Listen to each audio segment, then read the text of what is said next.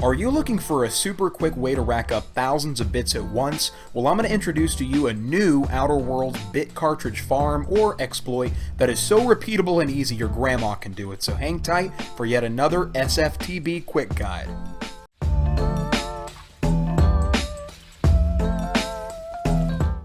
Hey everybody, what's going on? This is SFTB. Saturdays are for the boys.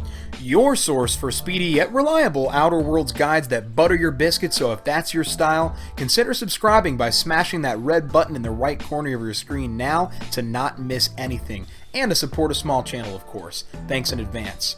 Anyways, to start this super fast method to unlimited Outer Worlds bits, you need to first head to Groundbreaker, which for those of you that don't know, it's the place that you first travel to once you get your ship powered up.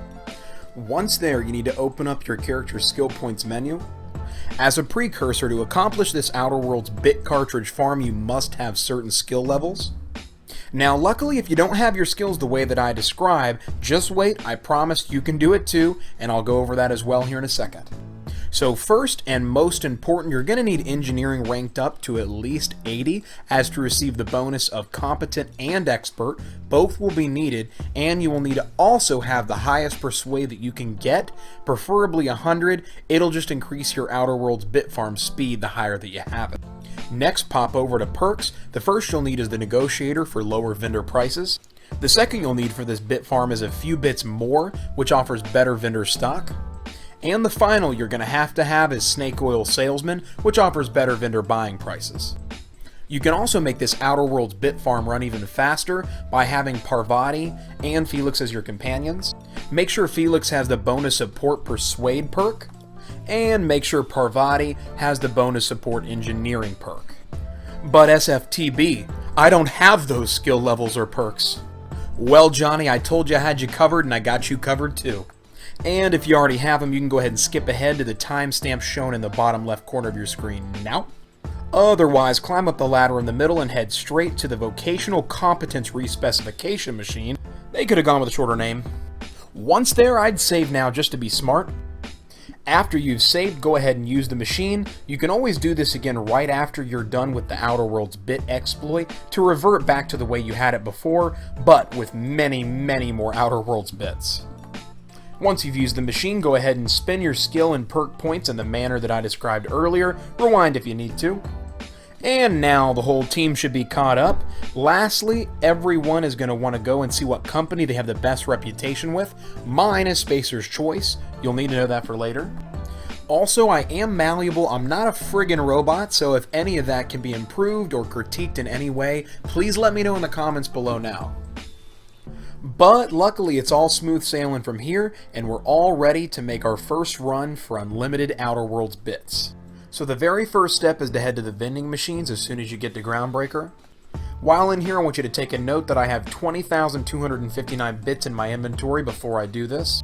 Now the ending here is easy if you follow along, so once in there, buy any and all weapons and armor around the cost of 50 bits. Do not buy any higher than 90 because it won't work past that point. Once you've obtained all there is from the two vending machines in the front, head straight to the rest and go.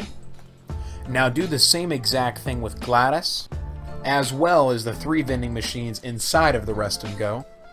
And as you can see, sometimes not all the vendors will sell in our price range, but do what you can with this run.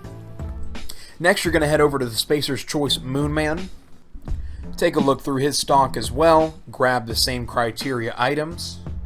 To reiterate, anything under 50 is perfect, anything above 90 is a no-go, so that's kind of the range you want to be working with here to make this work. Next, head over to the clinic, do the exact same thing. And the final vendor that you're going to head over to is the Armory.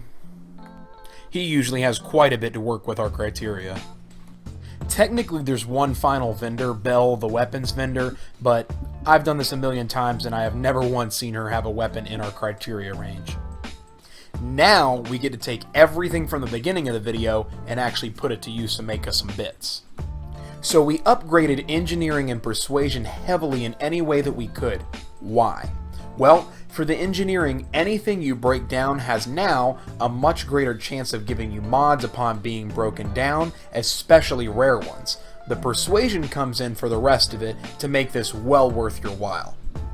So we've made the vendors' prices lower with the negotiator perk, we've made them have much better stock with a few bits more, and now for our last and final perk to be used, head to the Moon Man.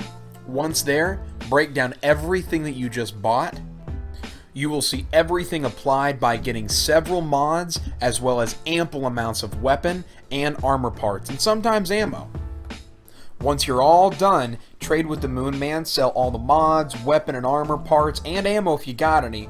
With the Snake Oil Salesman perk, you sell higher, as well as having a high reputation with Spacer's Choice gives me a whopping 70% discount with them, but by the time you have sold everything back to them, you will now have made a significant deal of bits. I made over 1,000 bits on this run, and have had some runs where I've made much higher as well, depending on the vendor stocks. And so this is obviously not an Outer Worlds money glitch. This is just a clever tactic that can definitely be tweaked if y'all have anything better. You can let me know in the comments below, it helps us all. Which brings me to a good point. How is this repeatable? Well, obviously as you can see, quickly head back to the rest and go again. You'll want to sleep in that bed. I'd say a good 5 to 6 times for 12 hours each. That seems to yield the best results for me for restocks.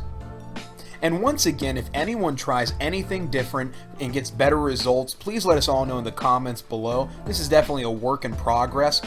And if you enjoyed this quick Outer Worlds guide and would like to show support, consider subscribing by tapping my icon because life is short and Saturdays are for the boys.